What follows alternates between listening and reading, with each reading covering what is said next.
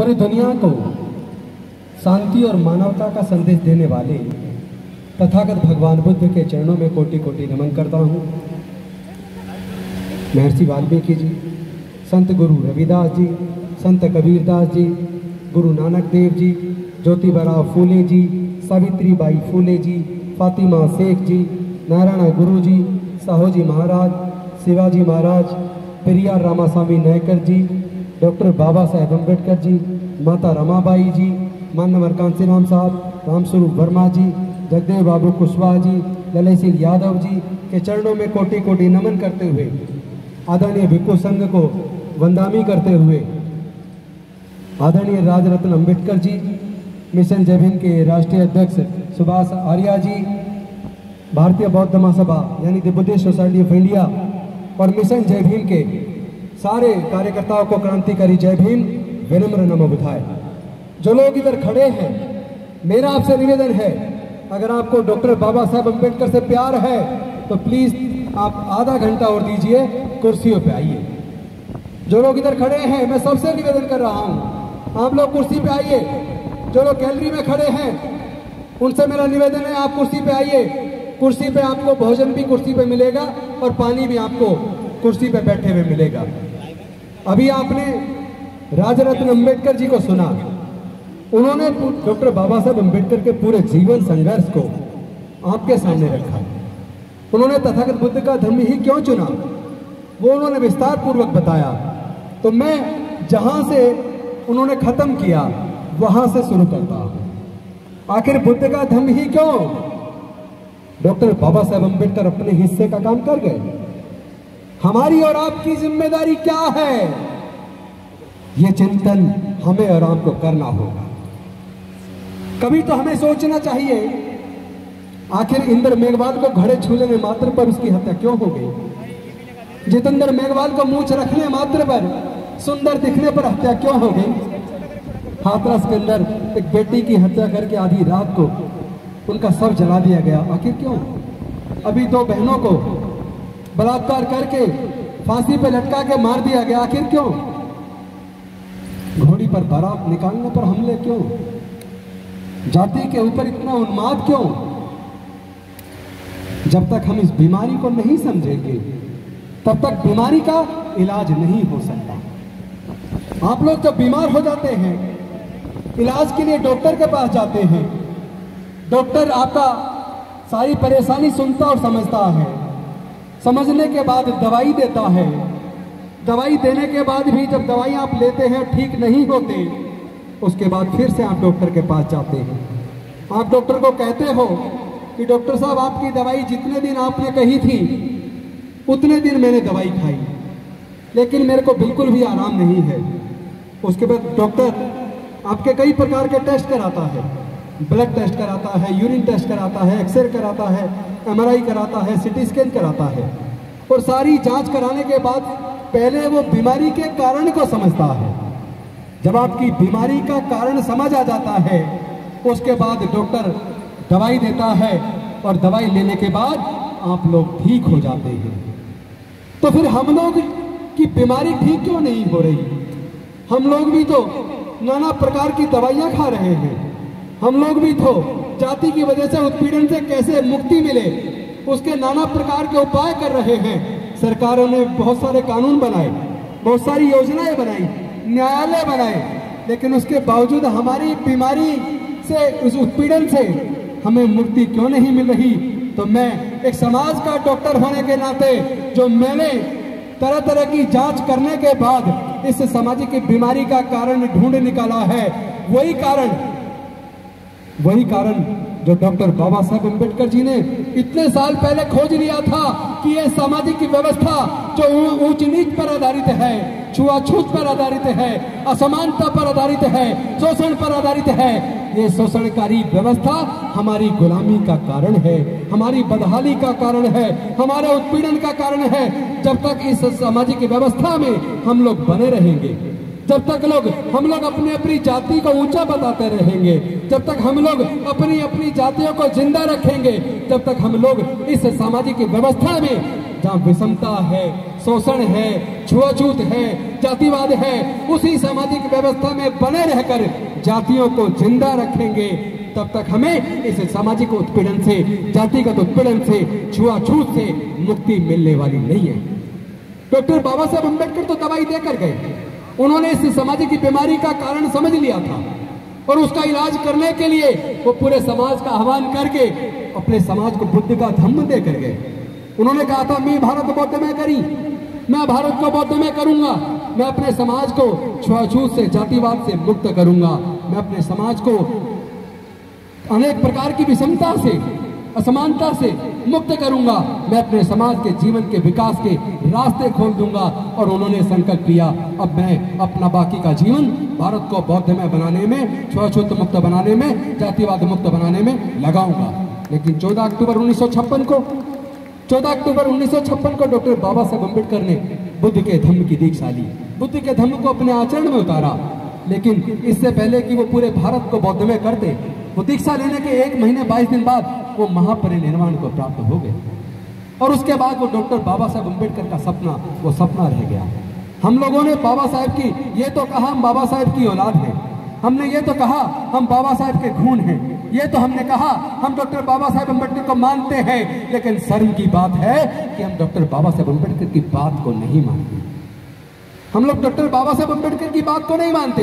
वरना मैं आप सबसे आह्वान करना चाहता हूं, मैं आप सबसे पूछना चाहता हूं, आप लोग जहां बैठे हैं, जहां पे आप अपनी कुर्सी पे बैठे या खड़े हैं, अपनी जगह पर हाथ उठाकर वो लोग समर्थन दोनों हाथ उठाकर करेंगे जो डॉक्टर बाबा साहब का अपने आप को संतान मानते हैं, जो चाहते हैं छुआछूत मुक्त भारत बने, जो चाहते हैं जातिवाद मुक्त भारत बने, जो चाहते हैं विषमता पर आधारित व्यवस्था खत्म हो, जो चाहते हैं न्याय पर आधारित समता, स्वतंत्रता, बंधुता और न्याय पर आधारित, प्रज्ञा पर आधारित, शील पर आधारित समाज का निर्माण हो। एक ऐसा भारत बने जहाँ जाति के आधार पर होने वाले छुआछूत को पूरी तरह से निस्ते नाबूद कर दे, जहाँ हमारी बहन बेटियों की इज्जत को हम सुरक्षित कर लें, जहाँ कोई घोड़े खरीदने पर हत्या ना हो, जहाँ कोई घोड़ा खरीद को टच करने पर हत्या ना हो, जहाँ कोई मूंछ रखने पर हत्या ना हो। अगर आप लोग ऐसा चाहते हैं तो आपको डॉक्टर बाबा साहब अम्बेडकर की बात को मानना होगा, आपको बाबा साहब अम्बेडकर की बात को मानना होगा। जैसा अभी राजरत्न अम्बेडकर जी कह रहे थे, आप लोग जातियों में इसलिए बने हुए हो ताकि आपको रिजर्वेशन का लाभ मिले। वैसे तो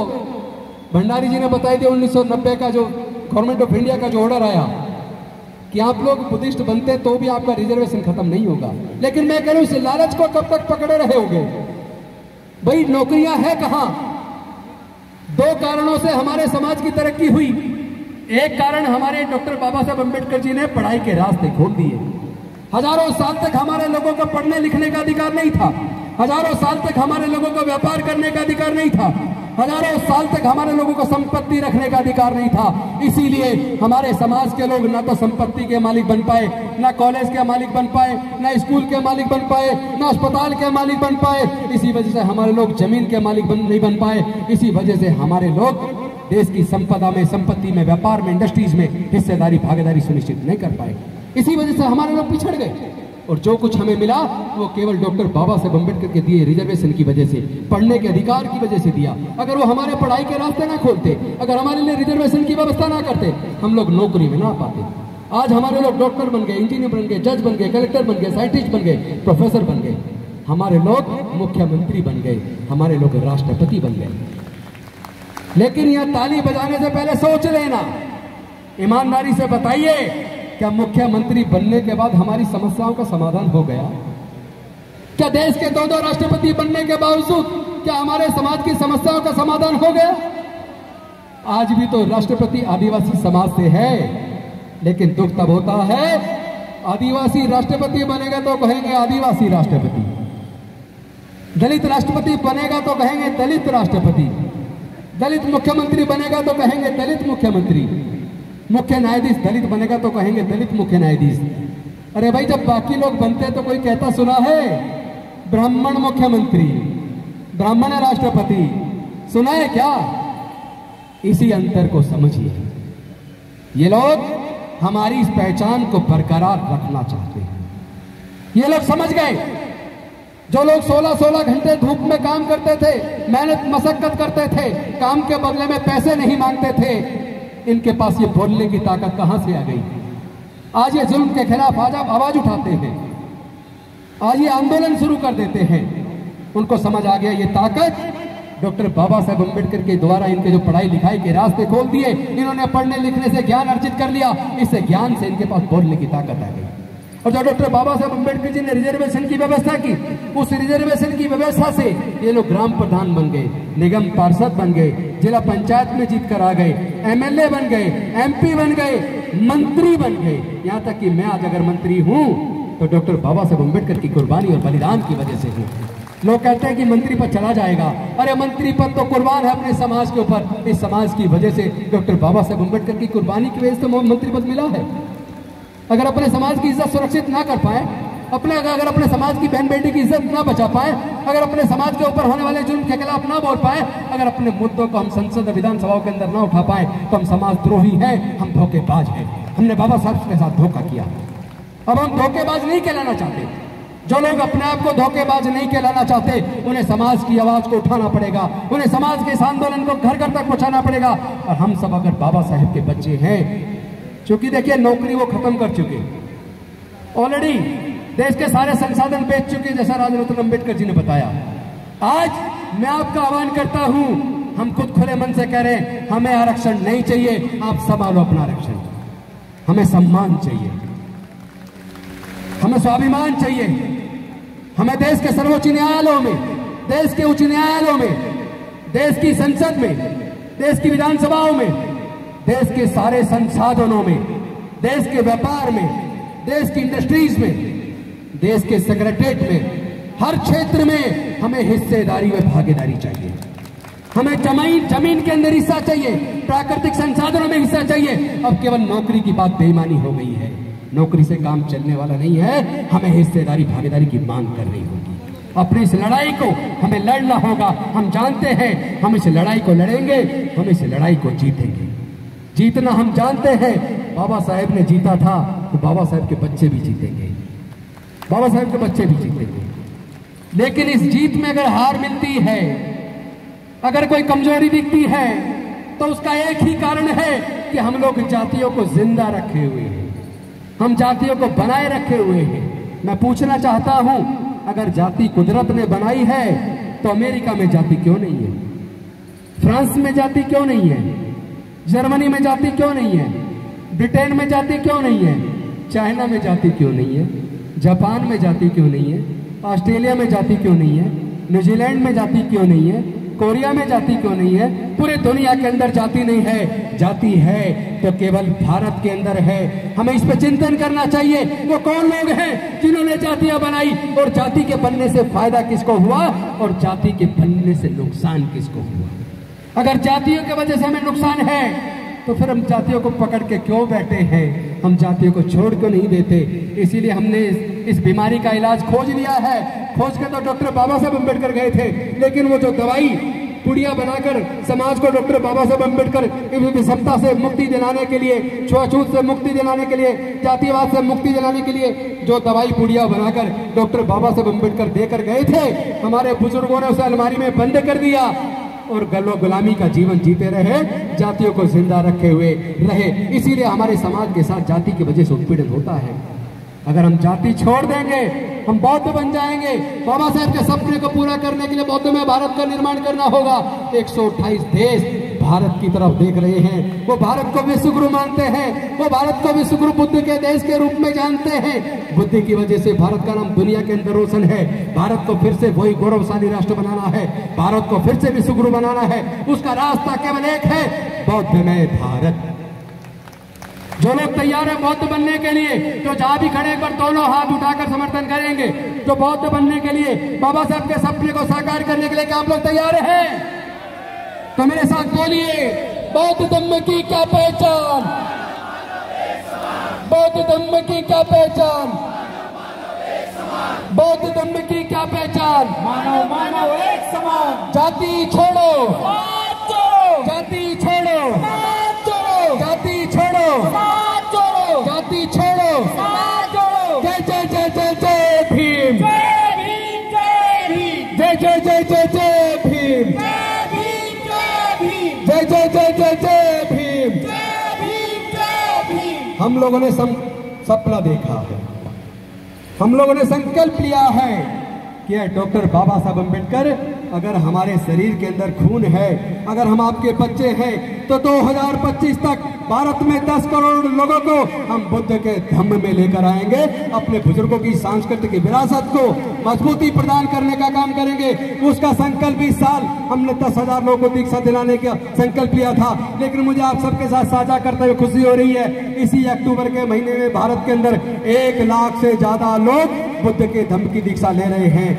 आज ही दीक्षा भूमि नागपुर में दीक्षा हो रही है, आज ही राजकोट के अंदर दीक्षा हो रही है, आज ही गुजरात के अमरेली में डिस्ट्रिक्ट दीक्षा हो रही है, आज ही जोधपुर में, उदयपुर में, अजमेर में, जयपुर में दीक्षा हो रही है, आज ही इंदौर में दीक्षा हो रही है, भोपाल में दीक्षा हो रही है, बोधगया में दीक्षा हो रही है, पटना में दीक्षा हो रही है, लखनऊ में दीक्षा हो रही है, कानपुर में दीक्षा हो रही है। किस किस शहर का नाम लूं? तमिलनाडु में दीक्षा हो रही है, तेलंगाना में दीक्षा हो रही है, कर्नाटका में दीक्षा हो रही है। और मुझे बताते हुए खुशी हो रही है, 25 लाख में स्पेशल एक फ्लाइट स्पाइस जेट बुक करके 25 लाख रुपए में 150 डॉक्टर तमिलनाडु के चेन्नई से कल रात बौद्धमय भारत का एक पूरा विमान बुक करके बाहर छपवा के बौद्धमय भारत, बाबा साहब का सपना बौद्धमय भारत, वो विमान पूरा 150 डॉक्टर 25 लाख एक तरफ का किराया देकर आने जाने का पूरी फ्लाइट बुक करके वो लोग तमिलनाडु के चेन्नई से कल शाम दीक्षा भूमि आए, नागपुर आए हैं।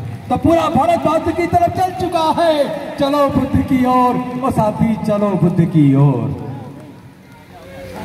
देखो छाया भी हो गई। भीम बुलाता है तुम्हें, जय भीम बुलाता है, अब तो चलो बुद्ध की ओर। मिशन जय भीम बुलाता है, अब तो चलो बुद्ध की ओर। मिशन जय भीम बुलाता है, भीम बुलाता है हमें, जय भीम बुलाता है, अब तो चलो बुद्ध की ओर। मिशन जय भीम बुलाता है, अब तो चलो बुद्ध की ओर। मिशन जय भीम बुलाता है, अब तो चलो बुद्ध की ओर। मिशन जय भीम बुलाता है, भीम बुलाता है, मिशन जय भीम बुलाता है, भीम बुलाता है, मिशन जय भीम बुलाता है, अब तो चलो बुद्ध की ओर। मिशन जय भीम बुलाता है, अब तो चलो बुद्ध की ओर। मिशन जय भीम बुलाता है, भीम बुलाता है, मिशन जय भीम बुलाता है, अब तो चलो बुद्ध की ओर। मिशन जय भीम बुलाता है। बहुत बहुत धन्यवाद। जय भीम, नमो बुद्धाय।